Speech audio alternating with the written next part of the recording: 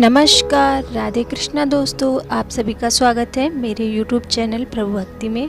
और जैसा कि हम सभी जानते हैं, वैशाख का महीना चल रहा है। भगवान विष्णु का ये बेहद प्रिय माह है और इस माह में स्नान दान का विशेष महत्व है। और इस स्नान दान से आप लोक परलोक दोनों ही सुधार सकते हैं, साथ ही जो आपके जन्म जन्मांतर के पाप हैं वो भी कट जाते हैं। तो इसी क्रम में हम वैशाख महात्म्य की श्रृंखला चला रहे हैं, जिसमें 13 अध्याय तक की कथा कहानी हमने बताई है और उसका वीडियो भी अपलोड किया है। आज हम लोग बात करेंगे अध्याय 14 के बारे में। और इसके पहले ये जो सारी कथा हैं वो एक दूसरे से जुड़ी हैं, तो आप एक भी अध्याय को मिस ना करें और सभी अध्याय को सुने। बहुत ही सुंदर कथा है और विभिन्न प्रकार के दान के बारे में बताया गया है। तो पिछले 13वें अध्याय में यम को संतावना दे रहे थे और यम को उनका भाग देने के लिए भगवान विष्णु ने राजा से कहा। तो राजा ने कहा कि सर्वप्रथम अर्घ यम को दिया जाएगा, उसके बाद सभी को उनका भाग दिया जाएगा। तो यम की संतावना में यही कहानी थी। और आज की जो 14वीं कहानी है, इसमें पिशाच की मुक्ति के बारे में बात करते हैं। तो आइए चलिए शुरू करते हैं। श्रुतदेव जी ने कहा, सूर्य के मेष राशि में जाने पर वैशाख महीने में जो प्रातःकाल स्नान करता है और मधुसूदन भगवान की पूजा करके हरि की यह कथा सुनता है, वह पापों से मुक्त होकर विष्णु भगवान के परम पद को प्राप्त होता है। जो मूर्ख वांची जाती है हुई इस कथा को छोड़कर दूसरी कथा सुनता है, वह रौरव नाम के नर्क को प्राप्त करके पिशाच योनि में जाता है। इसका एक पुराना इतिहास तुमसे कहता हूँ। यह प्राचीन इतिहास पाप को नाश करने वाला, पवित्र धर्म करने वाला तथा तत्काल हृदय में ग्रहण करने के योग्य है। प्राचीन काल में गोदावरी नदी के तीर पर शुभ ब्रह्मेश्वर क्षेत्र में दुर्वासा ऋषि के 2 शिष्य परमहंस तथा ब्रह्मा में भक्ति रखने वाले थे।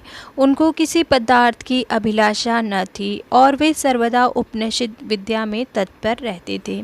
बड़े पुण्यात्मा थे, गुहा में विश्राम करते और गुफा में निवास करते, भिक्षा मांगा हुआ ही भोजन करते थे। तीनों जगत में सत्यनिष्ठ और तपोनिष्ठ नाम से प्रसिद्ध थे। उन दोनों में सत्यनिष्ठ सदा विष्णु भगवान की कथा में लीन रहता था।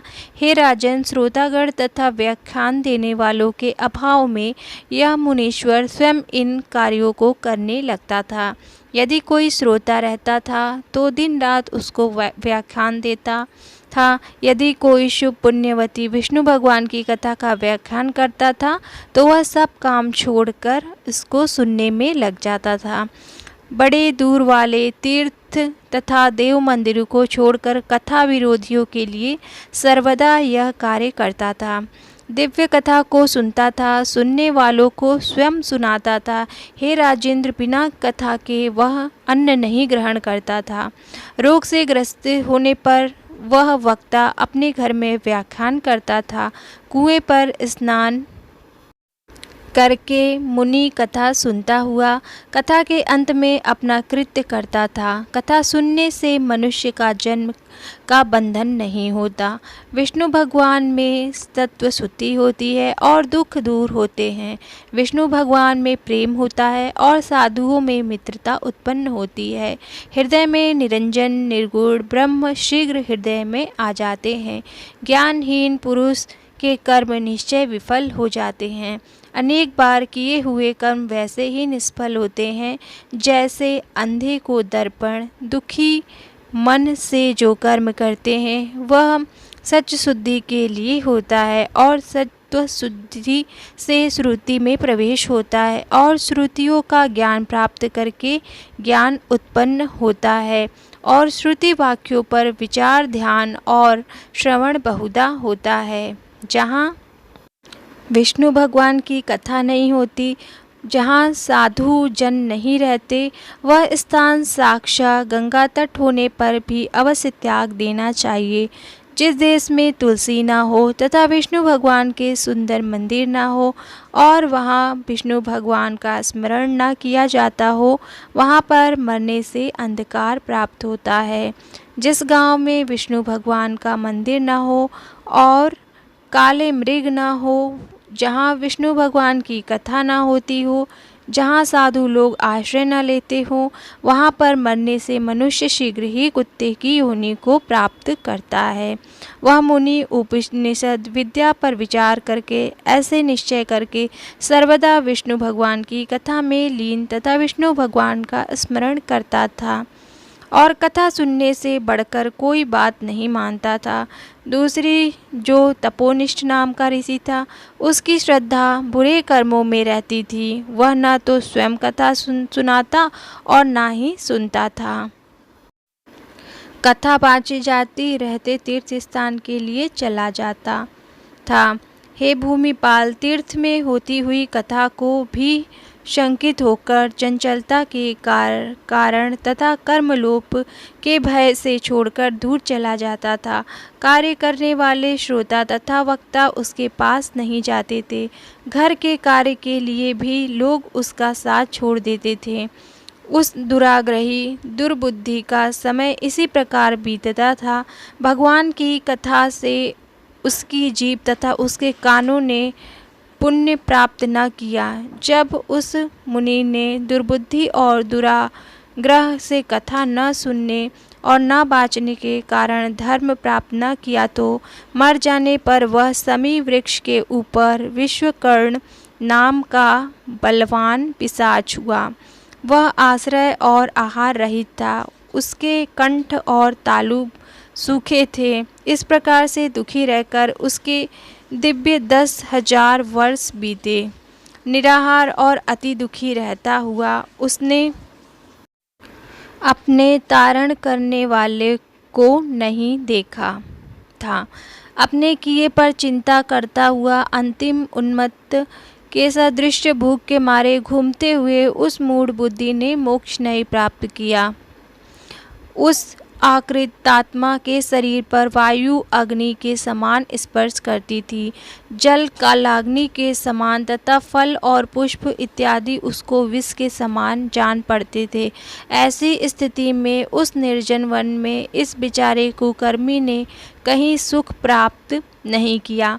कथा से रहित तथा साधुओं से त्याग किए हुए इस क्षेत्र में जहाँ पर वह रहता था, उस पैठौंसी नाम पुरी में तब देवयोग से सत्यनिष्ठ नाम के मुनि ने मार्ग में जाते हुए अति पीड़ित इस छिन्नकर्ण को देखा। रोते हुए क्षुधा से पीड़ित अपने शरीर को खाते हुए इसको देखकर उस मुनीश्वर ने कहा, तुम कौन हो? भय मत करो। किस कारण से तुम्हारी यह दशा हुई है? अब इससे अधिक दुख तुमको न होगा। मुनि ने इस प्रकार आश्वासन किए जाने पर अति चिहल होकर छिन्नकर्ण ने कहा, हे प्रभु, मैं दुर्वासा ऋषि का शिष्य तपोनिष्ठ नाम का यति हूँ। ब्रह्मेश्वर क्षेत्र का रहने वाला मैं कर्मों में श्रद्धा रखकर दुराचारी था। हे मुनि, कर्मों के लोभ के भय से मैंने मूर्खता और दुर्बुद्धि से साधुओं से बाची जाती हुई विष्णु भगवान की सत्कथा का आदर नहीं किया और अकर्म को हटाने वाली कथा को श्रोतागण को नहीं सुनाया। इस कर्म के परिणाम में मैंने बड़ी दुर्गति प्राप्त की है। दुख से व्याकुल मैं छिन्नकर्ण नाम का पिशाच हुआ हूँ। मुझको दुख से छुड़ाने वाला कोई देख नहीं पड़ता। आप मुझको देख पड़े हैं। आपको देखने से मैं पाप रहित हो गया हूँ। आज मुझ पर देवता, गुरु तथा साधु लोग प्रसन्न हुए हैं। आपके दर्शन से हरि भगवान भी मुझ पर प्रसन्न हो गए हैं। मेरी रक्षा कीजिए, मेरी रक्षा कीजिए। ऐसा रोता हुआ वह उनके पैरों पर पृथ्वी पर गिर पड़ा।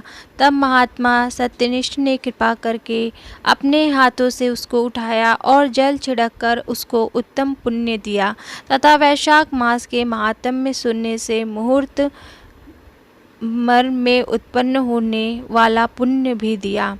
उसके प्रभाव से उसके संपूर्ण पाप तुरंत नष्ट हो गए। पिशाच का शरीर छोड़कर वह दिव्य शरीरधारी हो गया। उस महामुनि को प्रणाम करके विमान पर चढ़कर आमंत्रण करके तथा परिक्रमा करके वह विष्णु लोक को गया। तब सत्यनिष्ठ नाम का बुद्धिमान ऋषि पैठिनसी नगरी में गया और बारंबार महात्म्य सुनने के विषय में विचार करने लगा। श्रुतदेव जी ने कहा, जहाँ सुफल देने वाली और पुण्य करने वाली भगवान की दिव्य कथा होती है, वहाँ पर सब तीर्थ और पुण्य क्षेत्र आ जाते हैं। जहाँ पापों को हराने वाली पुण्य देने वाली विष्णु भगवान की शुभ कथा होती है, उस देशवासियों के हाथों में मुक्ति रहती है, इसमें कोई संदेह नहीं है। श्री वैशाख महात्म्य के नारद और अम्बरीश संवाद में कथा प्रशंसा में पिशाच मुक्ति प्राप्ति नाम का 14वां अध्याय समाप्त हुआ। तो ये कथा यहीं समाप्त होती है। आई होप आपको अच्छी लगी होगी और वैशाख मास में स्नान दान का कितना महत्व है और साथ ही कथा सुनने का भी बहुत ही महत्व है। तो मिलते हैं हम नेक्स्ट वीडियो में अध्याय 15 के साथ। तब तक के लिए राधे राधे। चैनल पे नए हैं तो चैनल को सब्सक्राइब लाइक शेयर करें। जय श्री हरि। और एक बार सभी को फिर से वैशाख मास की हार्दिक शुभकामनाएं।